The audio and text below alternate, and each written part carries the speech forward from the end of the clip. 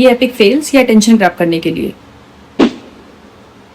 ये zoom in zoom out या फिर ट्रांजिशंस के लिए। ये सस्पेंस बिल्ड करने के लिए या कोई स्ट्रॉन्ग पॉइंट बताने के लिए। ये ओवरले शोज करने के लिए। ये स्क्रीनशॉट्स के लिए। ये ऑकवर्ड साइलेंस के लिए। ये शॉट या एंगल चेंज करते टाइम। ये टाइपिंग के लिए। ये कोई ग्लिच इफेक्ट दिखाने के लिए। ऐसे ही और वीडियोस के लिए मुझे फॉलो करना मत भूलिएगा।